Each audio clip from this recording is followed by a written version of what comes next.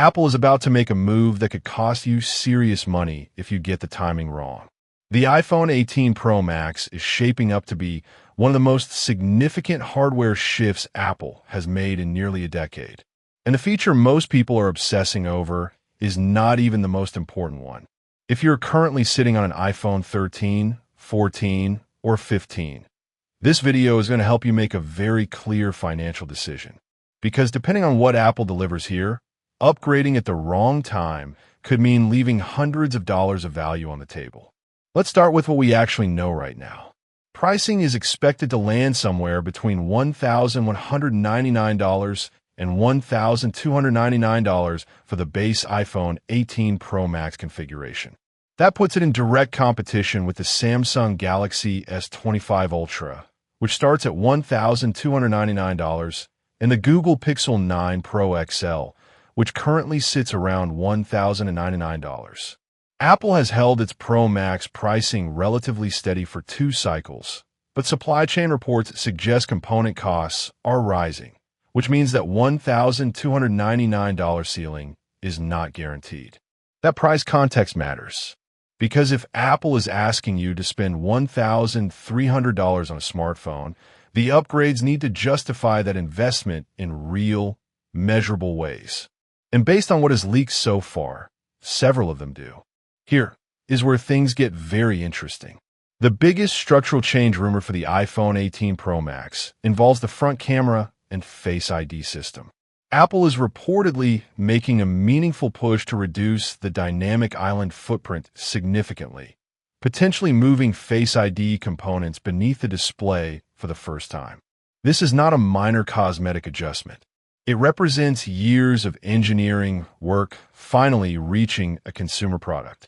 If this happens, the iPhone 18 Pro Max would offer the closest thing to a full, uninterrupted display Apple has ever shipped. For video creators, gamers, and professionals watching content daily, that is a functional upgrade, not just a visual one. But that is not the biggest change.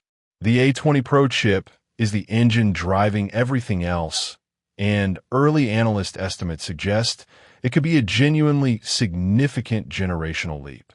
Built on an advanced process node, the A20 Pro is expected to deliver meaningful gains in both single-core and multi-core performance.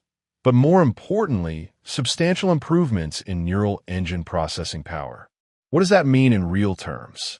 Video creators currently exporting a 4K timeline on an iPhone 16 Pro Max can do it in roughly 45 to 60 seconds, depending on length and effects.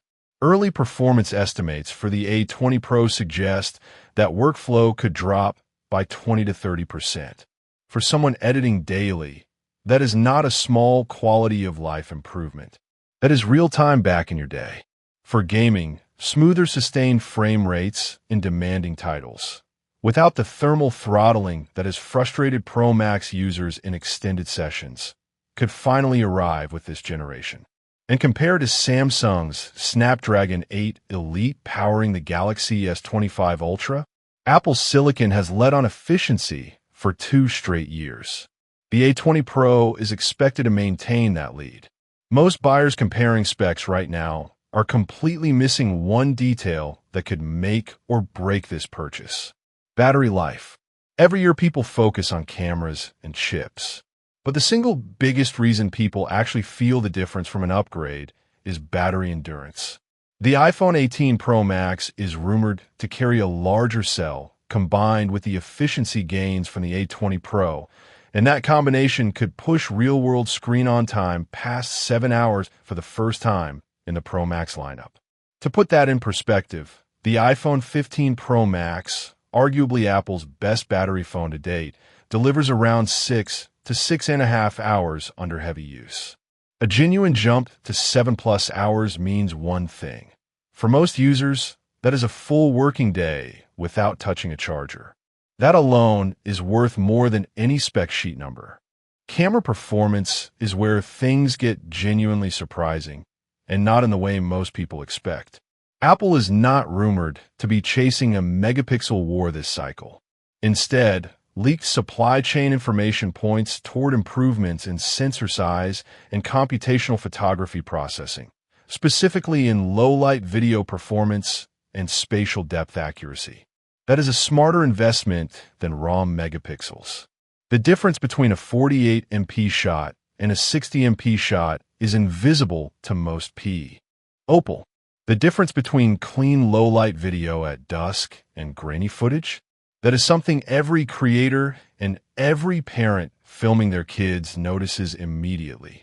Video recording capabilities are also expected to see enhancements in dynamic range and stabilization, areas where the Google Pixel 9 Pro XL has been quietly closing the gap on Apple.